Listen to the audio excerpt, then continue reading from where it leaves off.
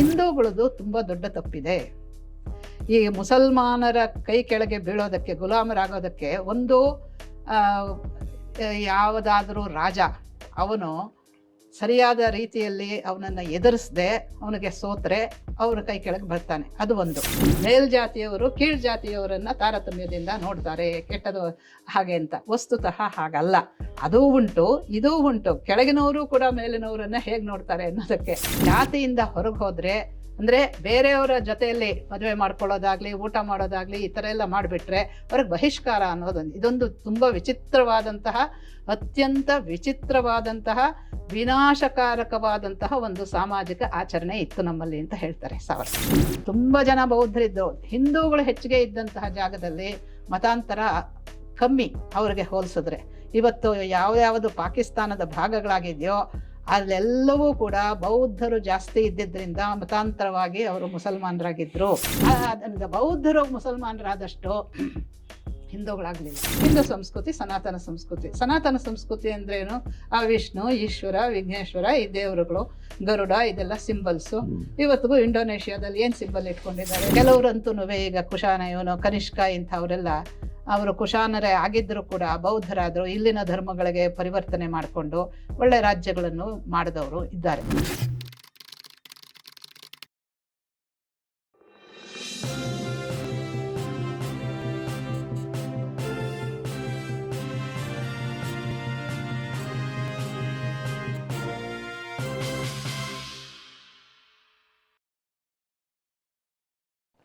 ನೋಡಿ, ಇವಾಗ ಈ 5ನೇ ಯುಗ ಆರಂಭ ಆಗುತ್ತಲ್ಲ, ಇದಕ್ಕೆ ಮೂಲ ಯಾವುದು ಅಂತ ಹೇಳಿದ್ರೆ ಇಸ್ಲಾಮಿಕ್ ಇನ್ವೇಷನ್ ಇಂದ ಆರಂಭ ಆಗುತ್ತೆ. ಇದು ಗುಪ್ತರ ಕಾಲ ಕೊನೆ ಆದಮೇಲೆ, ಗುಪ್ತರ ಕಾಲದಲ್ಲಿ ಹೂಣರನ್ನು ಸಂಪೂರ್ಣವಾಗಿ ಇದು ಮಾಡಿದ್ದಾಯ್ತು, ಅವರನ್ನೆಲ್ಲ ಮಣ್ಣು ಮುಗಿಸಿದ್ದಾಯ್ತು. ಆದರೆ ಅವರು ಮಾಡಿದಂಥ ಅನಾಹುತಗಳೇನು ಕಮ್ಮಿ ಇಲ್ಲ. ಹಿಂದೆ ಎಲ್ಲ ಅದರ ಬಗ್ಗೆ ಎಲ್ಲ ಹೇಳಿದ್ದೀವಿ. ಕೊನೆಗೆ ಅದನ್ನು ಒಂದು ಎತ್ತಿ ಹೇಳ್ಬೋದು ಅಂತ ಹೇಳಿದ್ರೆ, ಆ ತೋರಮಾನ ಅನ್ನೋನು, ಈ ಕಿಕ್ಕಿಲ ನಿಖಿಲ ಅಂತೆಲ್ಲ ಬಂದ್ರಲ್ಲ, ಈ ಹೂಣರಲ್ಲಿ ಅವ್ರಿಗೂ ಕೂಡ ಈ ವಿನಾಶ ಬುದ್ಧಿ ತುಂಬ ಇತ್ತು. ತುಂಬ ಕ್ರೂರಿಗಳವರು. ಅವರು ಮಾಡಿದಂಥ ಒಂದು ದೊಡ್ಡ ವಿಧ್ವಂಸಕ ಕೃತ್ಯ ಅಂತ ಹೇಳಿದ್ರೆ ಈ ತಕ್ಷಶಿಲಾ ವಿಶ್ವವಿದ್ಯಾಲಯವನ್ನು ಹಾಳುಗೆಡವಿತ್ತು. ನೋಡಿ, ಪ್ರಾಚೀನ ಕಾಲದಿಂದ ಈ ದೇಶದಲ್ಲಿ ಜ್ಞಾನಕ್ಕೆ ತುಂಬ ದೊಡ್ಡದಾದಂಥ ಸ್ಥಾನ ಕೊಟ್ಟಿದ್ದಾರೆ. ನೋಡಿ, ಇದಕ್ಕೆ ಪೂರಕವಾಗಿ ಒಂದು ಮಾತನ್ನು ಹೇಳ್ಬೋದು. ಭೀಷ್ಮ ಶರಶಯ್ಯ ಮೇಲೆ ಮಲಗಿದ್ದಾಗ ಇವರು ಯುಧಿಷ್ಠಿರಾದಿಗಳಿಗೆ ಕೃಷ್ಣ ಹೇಳ್ತಾನೆ, ಅಲ್ಲಿ ಹೋಗಿ ಏನಯ್ಯ ಮಾಡ್ತಿದ್ದೀರಿ ನೀವು, ಹೋಗಿ ಅಲ್ಲಿ ವಿಚಾರಿಸ್ಕೊಳ್ಳಿ ಅಂತ. ಅಂದ್ರೆ ಆತ ಜ್ಞಾನ ನಿಧಿಯಾಗಿದ್ದ. ಅವ್ರು ಏನೇ ಮಾಡಿರಬಹುದು, ಹಿ ನೋಸ್ ಸೋ ಮಚ್, ಹೋಗಿ ತಿಳ್ಕೊಳ್ಳಿ ಅಂತ. ಯಾಕೆಂದ್ರೆ ವೃದ್ಧೋಪಸೇವೆಯ ವಿದ್ಯೆ ಬರಬೇಕಾದ್ರೆ ನೀವು ಅಧ್ಯಯನ ಮಾಡಬೇಕು, ಇಲ್ಲ ಕಲ್ತಿರೋರ ಹತ್ರ ಸೇವೆ ಮಾಡಿ, ಅಂದ್ರೆ ಅವ್ರನ್ನ ಕೇಳಿ ವಿನಯದಿಂದ ಪಡ್ಕೋಬೇಕು. ಈಗ ವಿಷ್ಣು ಭಟ್ರ ಸರಣಿಯಲ್ಲಿ ಭಾರತ ಅಂದ್ರೆ ಏನು ಅನ್ನೋದನ್ನೇ ಮಾತಾಡ್ತಾ ಇದ್ದಾರೆ. ಭಾರತ ಅನ್ನೋದೇ ಬೆಳಕು, ಬೆಳಕು, ಬೆಳಕು. ತಾನು ಬೆಳಗುವುದಷ್ಟೇ ಅಲ್ಲ, ಅನ್ಯರನ್ನೂ ಬೆಳಗಿಸುವ ಅಂತ. ಎಷ್ಟು ಅರ್ಥವತ್ತಾಗಿದೆ ನೋಡಿ. ನೋಡಿ, ಇದನ್ನೆಲ್ಲ ನಾವು ತಿಳಿಸೋದೇ ಇಲ್ವಲ್ಲ ನಮ್ಮ ಮಕ್ಕಳಿಗೆ. ಭಾರತ, ಇಂಡಿಯಾ ಅಂತೆಲ್ಲ ಹೇಳ್ತೀವಿ. ಹೀಗೆ ಆ ಜ್ಞಾನಕ್ಕೆ ಬಹಳ ಮಹತ್ವ ಕೊಟ್ಟಿದ್ದು ಆ ಕಾರಣದಿಂದಲೇ ಅತ್ಯಂತ ಪ್ರಾಚೀನವಾದಂತಹ ವಿಶ್ವವಿದ್ಯಾನಿಲಯಗಳು, ಅಂದ್ರೆ ಎಲ್ಲ ಅವತ್ತಿನ ಕಾಲದಲ್ಲಿ ಏನೇನೋ ಅದ್ಭುತಗಳು ಇತ್ತೋ ಜ್ಞಾನ ಶಾಖೆಗಳು ಅಂತ, ಅದು ಕಾವ್ಯವಾಗ್ಲಿ, ಶಾಸ್ತ್ರವಾಗ್ಲಿ, ಬೇರೆ ಬೇರೆ ಸೋಷಿಯಲ್ ಸೈನ್ಸಸ್ಸು, ಇದನ್ನೆಲ್ಲ ಪಾಠ ಮಾಡುವಂತಹ, ಅಧ್ಯಯನ ಮಾಡಿಸುವಂಥದ್ದಿತ್ತು. ಅದರಲ್ಲಿ ತಕ್ಷಶಿಲಾ ತುಂಬಾ ದೊಡ್ಡದು. ಪಾಣಿನಿ ಓದಿದಂಥದ್ದು, ಚಾಣಕ್ಯ ಇದ್ದಂಥದ್ದು ತಕ್ಷಶಿಲಾ. ಇವತ್ತಿಗೂ ತಕ್ಷಶಿಲಾ ಪಾಕಿಸ್ತಾನದಲ್ಲಿದೆ ಆ ಜಾಗ. ಟ್ಯಾಕ್ಸ್ ಇಲ್ಲ ಅಂತಾರೆ ಅದಕ್ಕೆ, ಹೆಸರು ಹೇಳೋದಕ್ಕೂ ಬರೋದಿಲ್ಲ, ಟ್ಯಾಕ್ಸ್ ಇಲ್ಲದು ತಕ್ಷಶಿಲಾ. ಅದನ್ನ ನಾಶ ಮಾಡದ ಇವನು, ಯಾರು, ಹೂಣ, ತೋರಮಾನ. ಇದಾದ ಮೇಲೆ ಅವರನ್ನೆಲ್ಲ ಪೂರ್ತಿ ಮುಗಿಸಿದ್ರು.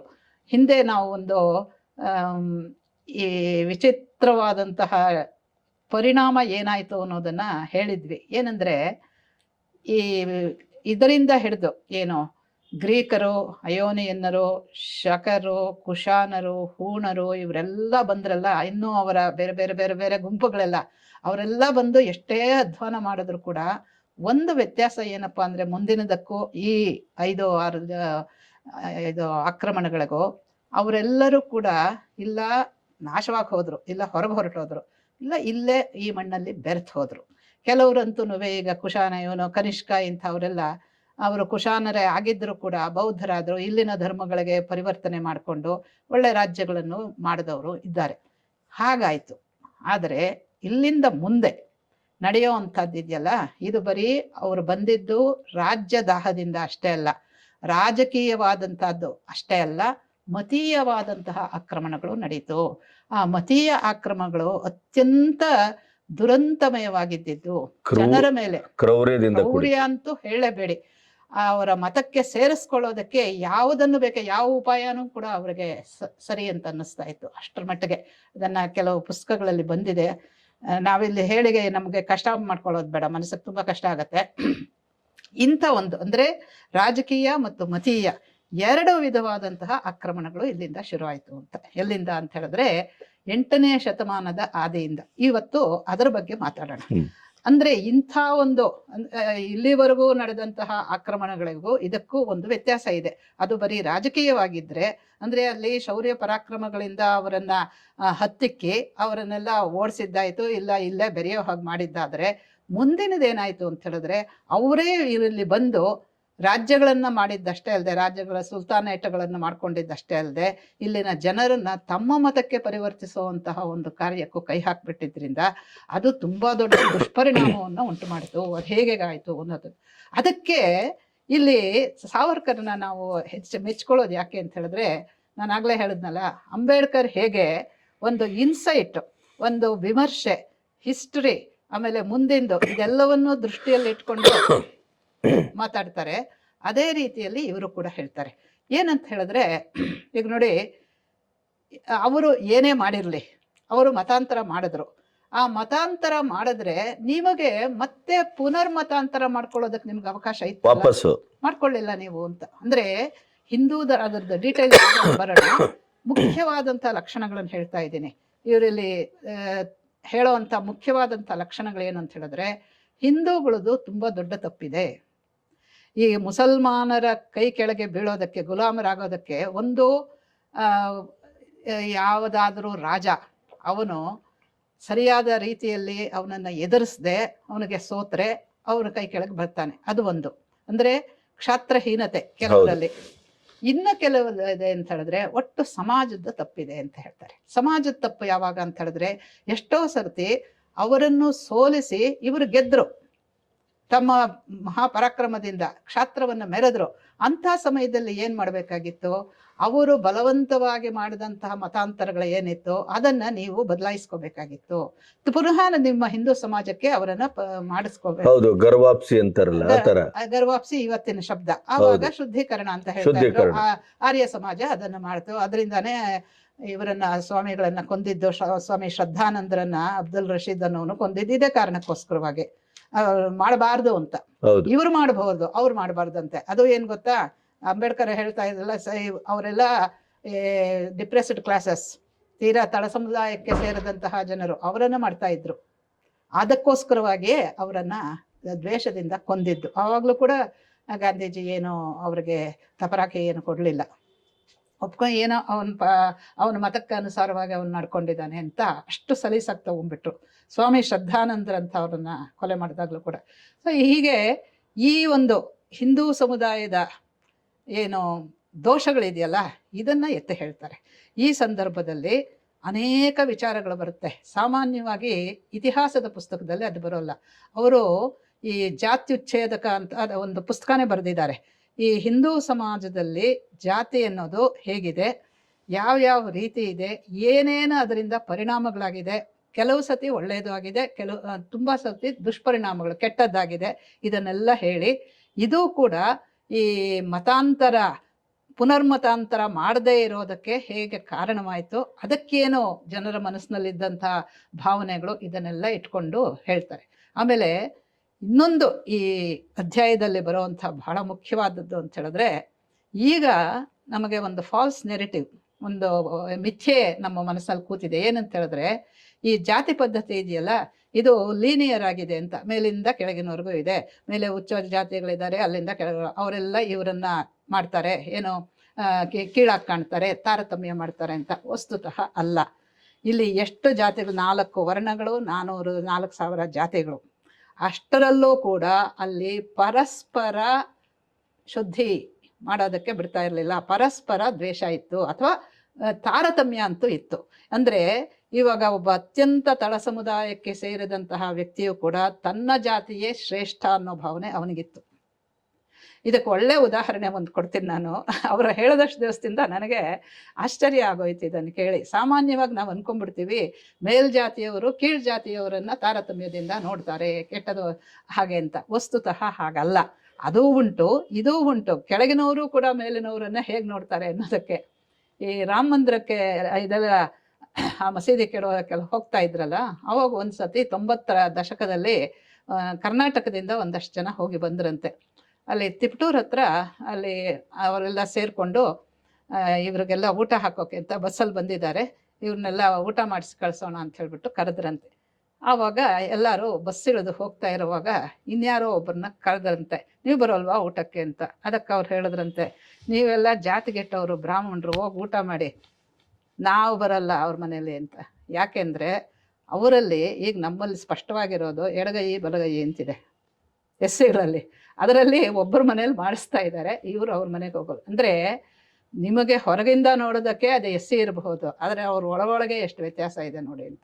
ಅವರಲ್ಲೇ ನಿನ್ನೆ ಅವರು ಮಹೇಶ್ ಯಾರೋ ಹೇಳ್ತಾ ಇದ್ರು, ಅದರಲ್ಲೇ 100ಕ್ಕಿಂತ ಹೆಚ್ಚು ಉಪಪಂಗಡಗಳಿದೆಯಂತೆ ಎಸ್ಸಿನಲ್ಲಿ. ಅಂದರೆ ಈ ಪಂಗಡಗಳು ಉಪಪಂಗಡಗಳಿಗೆ ಕೊನೆಯ ಮೊದಲೇ ಇಲ್ಲ. ಆ ರೀತಿಯಾಗಿ ಇಲ್ಲಿ ಏನಂದರೆ ಪರಸ್ಪರ ತಾರತಮ್ಯ ಇತ್ತು. ಬರೀ ಮೇಲಿನವರು ಕೆಳಗಿನವ್ರಿಗೆ ಮಾಡೋದಷ್ಟೇ ಅಲ್ಲ, ಕೆಳಗಿನವರು ಕೂಡ ಮೇಲಿನವರನ್ನು ಮೇಲಿನವ್ರಿಗಿಂತ ನಾವು ಶ್ರೇಷ್ಠ ಅಂತ ಅಂದ್ಕೊಳ್ತಾ ಇದ್ರು ಅಂತ. ಹೀಗಾಗಿ ಏನಾಯಿತು ಅಂದರೆ ಜಾತಿಗಳು ಒಂದಕ್ಕೆ ಸಂಬಂಧ ಪಡ್ತಾ ಇರಲಿಲ್ಲ.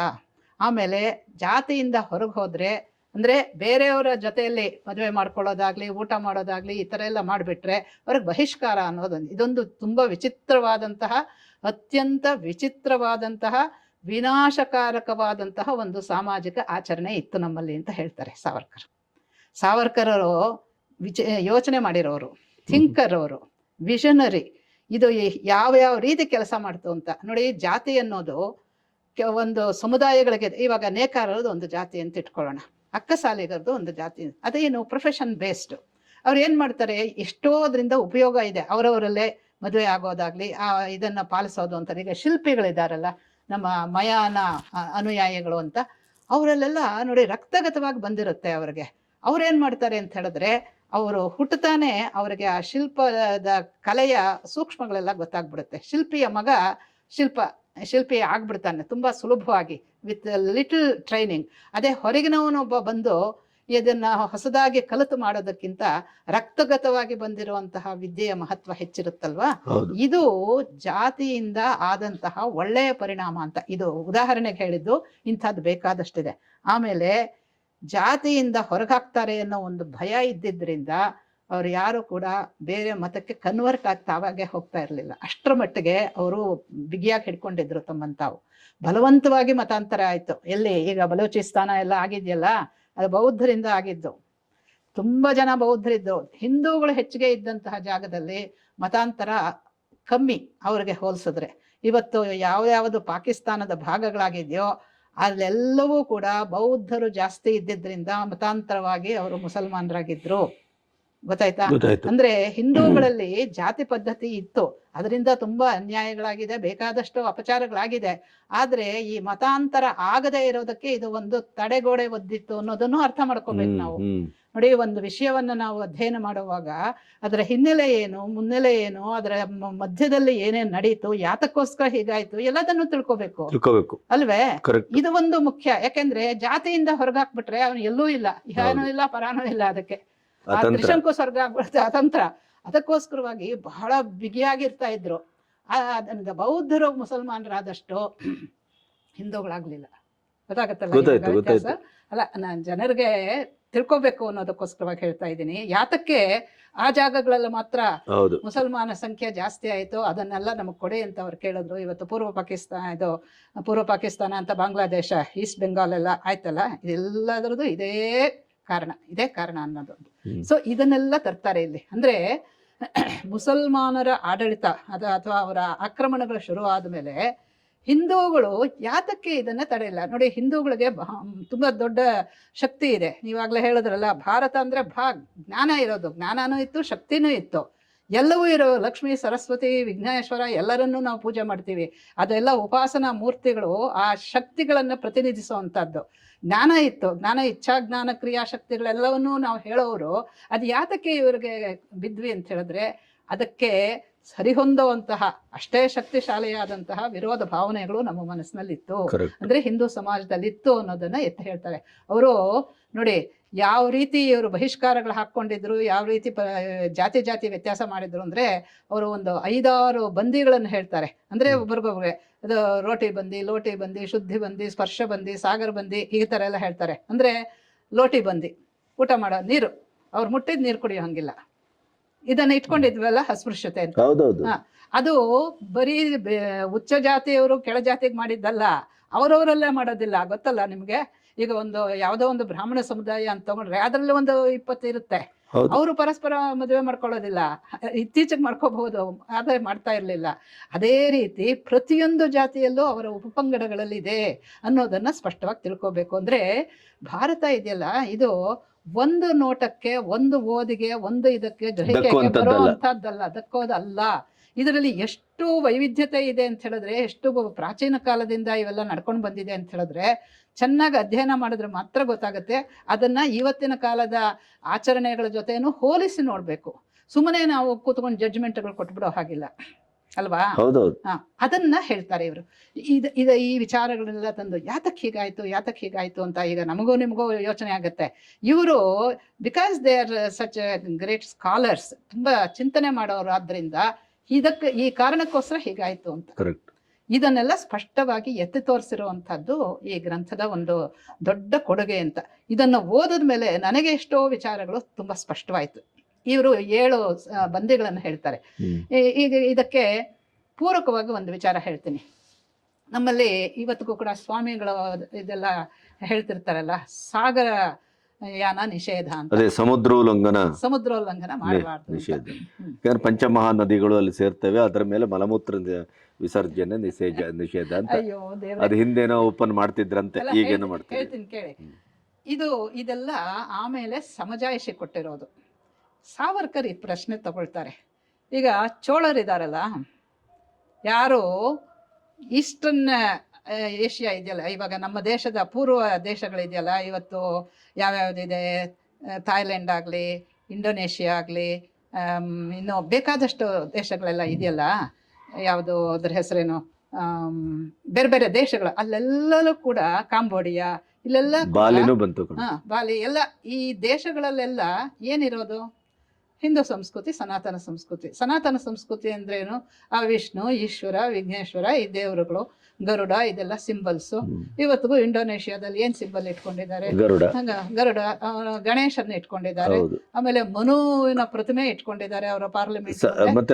ಇದರ ಅರ್ಥ ಏನು? ಪಾರ್ಲಿಮೆಂಟ್ ಅಲ್ಲಿ ಪ್ರಮಾಣ ವಚನಕ್ಕೆ ಅವರು ಭಗವದ್ಗೀತೆಯನ್ನು ಬಳಸ್ತಾರೆ. ಇದರ ಅರ್ಥ ಏನಾಗುತ್ತೆ? ಪೂರ್ವ ದೇಶಗಳಿಗೆ ಸಮುದ್ರ ಲಂಘನೆ ತಾನೆ ಮಾಡಿ ಹೋಗ್ಬೇಕಾಗಿತ್ತು ಹೋದವ್ರು. ಯಾವಾಗದು? ಚೋಳರು 10-11ನೇ ಶತಮಾನದವರೆಗೂ ಚೋಳರು ಇಷ್ಟು, ಇವರಿಗೆ ತ್ರಿಸಮುದ್ರಾಧೀಶ್ವರರು ಅಂತ ಹೆಸರು.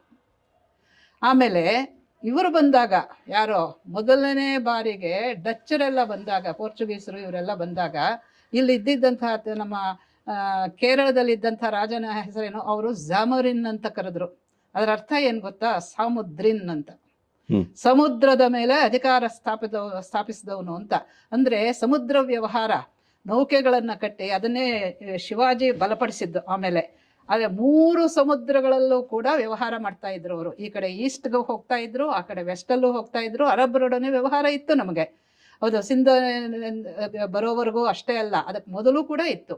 ಹೀಗಿರೋವಾಗ ಈ ಚೋಳರು ಎಷ್ಟು ಸಮುದ್ರೋಲ್ಲಂಘನ ಮಾಡಿ ತಮ್ಮ ಸಂಸ್ಕೃತಿಯನ್ನ ಹರಡ್ತಾರೆ. ಅದು ವ್ಯಾಪಾರಿಗಳಾಗಿ ಹೋಗ್ತಾ ಇದ್ರು ಅವರು. ಅದು ಒಂದು. ಅದು ವ್ಯಾಪಾರಿಗಳಾಗಿ ಹೋಗಿ ಅವರಿಗೆ ತ್ರಿಸಮುದ್ರಾಧೀಶ್ವರರು ಅಂತ ಹೆಸರು.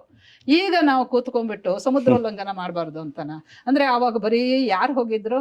ಏನು ಕೋತಿಗಳು ಮಾತ್ರ ಹೋಗಿದ್ವಾ ಹನುಮಂತನ ಜೊತೆ? ಇನ್ಯಾರು ಹೋಗ್ಲಿಲ್ವಾ ಮನುಷ್ಯರು? ಅಂದ್ರೆ ಏನಾಗಿದೆ, ಒಂದು ಸ್ವಲ್ಪ ದಿವಸ ಆದ್ಮೇಲೆ ಈ ರೀತಿ ಬೇರೆ ಬೇರೆ ಆಖ್ಯಾಯಿಕೆಗಳು, ಈ ರೀತಿಯ ನೆರೆಟಿವ್ಸ್ ಸೃಷ್ಟಿ ಆಯ್ತಲ್ಲ ನಮ್ಮ ಇತಿಹಾಸದಲ್ಲಿ. ಅದಕ್ಕೆ ಕಾರಣ ಹುಡುಕ್ತಾರೆ, ಯಾತಕ್ಕೆ ಹಾಗಾಯ್ತು ಅಂತ. ಅಂದ್ರೆ ಮೂಲದಲ್ಲಿ ಅದು ಇರಲಿಲ್ಲ. ಈಗ ನಮ್ಮ ಸ್ವಾಮಿಗಳು ಇವರುಗಳು ಎಲ್ಲ ಇದನ್ನ ಓದ್ಬೇಕು. ಎಲ್ಲೋ ಏನೋ ಆದ್ರೆ ಪ್ರಕೃತಿಲಿ ಎಲ್ಲಾನು ನಡೆಯುತ್ತೆ.